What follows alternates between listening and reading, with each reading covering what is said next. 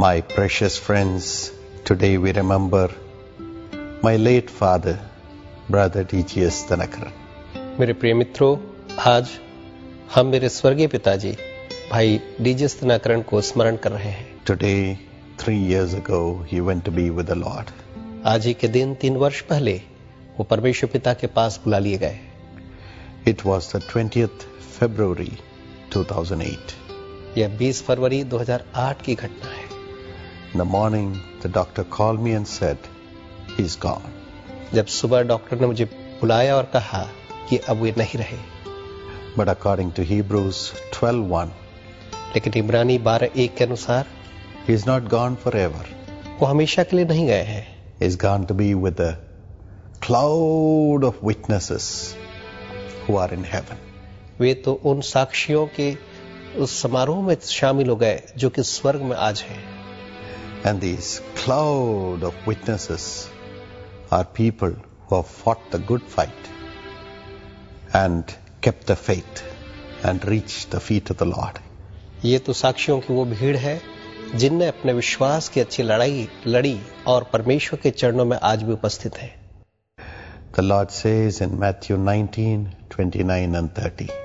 मत्ती 19, 29 और 30 में प्रभु ने यूं कहा है, These are people who have sacrificed everything in this world to fulfill the will of God. कि वे लोग हैं जिनने परमेश्वर की इच्छा को पूरा करने के लिए संसार में सारी चीजों का त्याग किया है। Yes, the Lord says when you do that, I'll give you 100 times in this world and I'll also give you eternal life. हाँ, प्रभु यही कहते हैं, जब हम संसार में ऐसा करेंगे तो हमें 100 गुना वो इसी पृथ्वी पर और उसके साथ साथ अनंत जीवन भी देंगे। That's what my father and God's servant Brother D.G.S. Thanakaran has received. और यही मेरे पिता स्वर्गीय भाई D.G.S. Thanakaran जी ने, जो परमेश्वर के सेवक थे, प्राप्त किया है। But what does God do as he looks at these clouds of witnesses? लेकिन जब परमेश्वर गवाहों की ऐसी बड़ी भीड़ को देखता है तो वो क्या करता है? He remembers you and me who are running in this world just like those clouds of witnesses.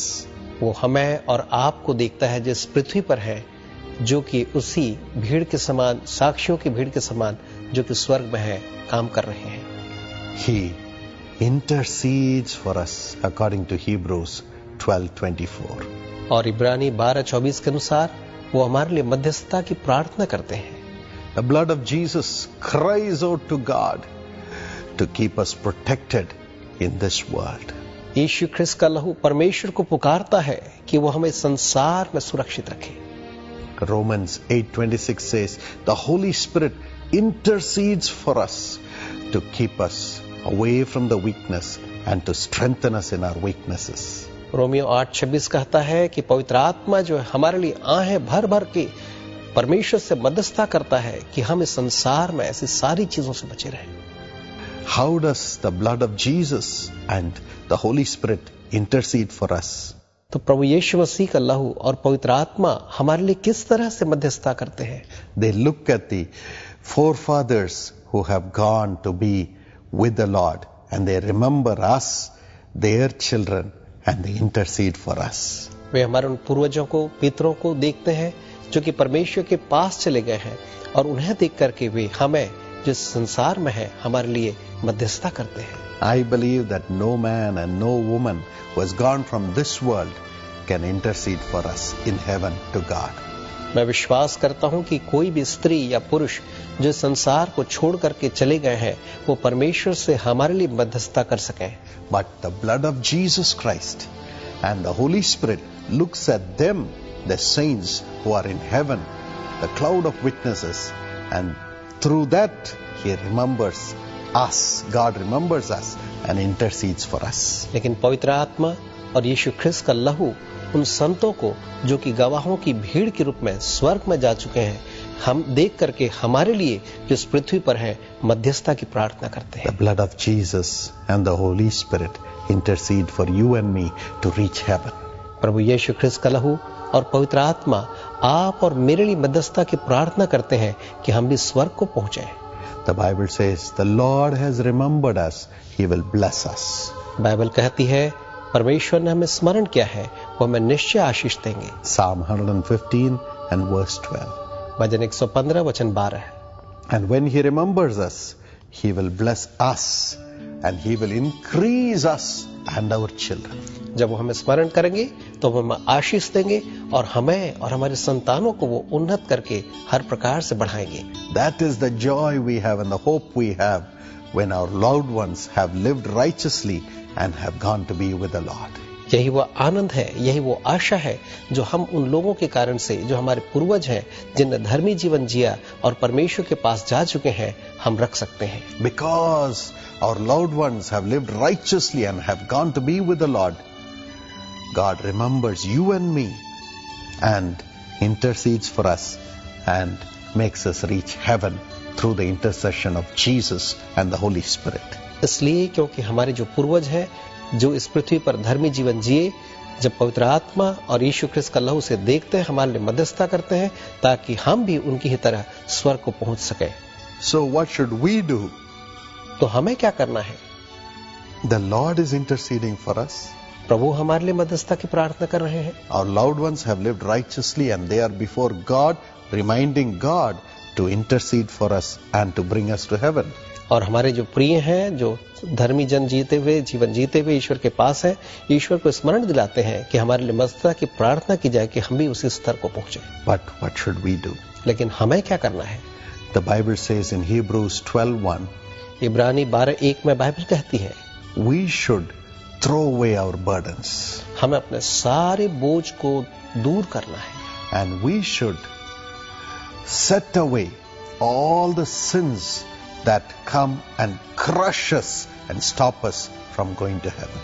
और उन सारे पापों को जो हमारे जीवन में आकर के हमें स्वर्ग जाने से रोकने के लिए हमें तोड़ते हैं, पूरी तरह से उन्हें दूर करना है। Casting away our burdens. हमारे बोझ को हमें ढालना है। Look at what Job said. देखिए अय्यूब ने क्या कहा था, I have so many burdens and tribulations in this world. इस संसार में मुझे कई बोझ और परेशानियां तो हैं, But even if the Lord slays me, yet I will trust Him.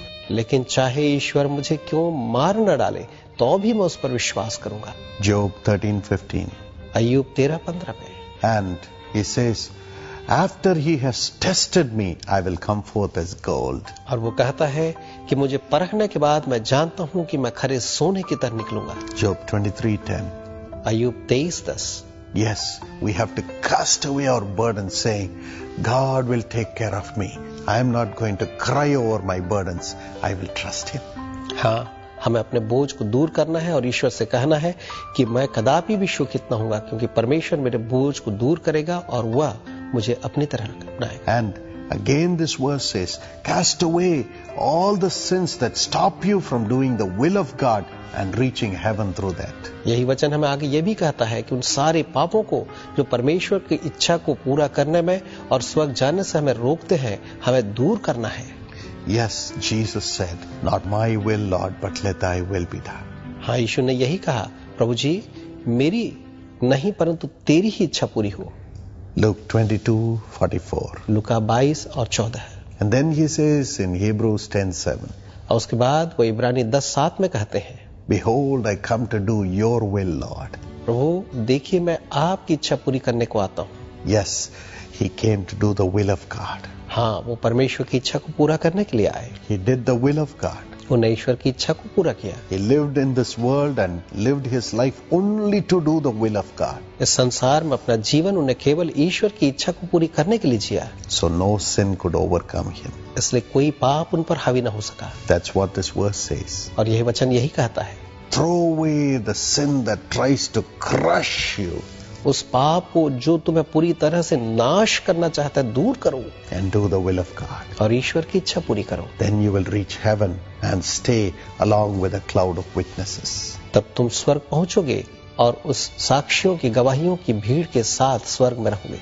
Let's determine to do it. आइए हम दृढ़ निश्चय करें, हम ऐसा ही करेंगे। Yes, my friends, Jesus, the blood of Jesus and the Holy Spirit are interceding for us, looking at the cloud of witnesses. हाँ मेरे प्रिय मित्रों, प्रभु यीशु ख्रिस्त का लहू और पवित्र आत्मा जो है उन गवाहों की भीड़ को देख करके हमारे लिए यही मध्यस्थता की प्रार्थना कर रहे हैं। We will also look at the cloud of witnesses in heaven and say, Lord, I must come there.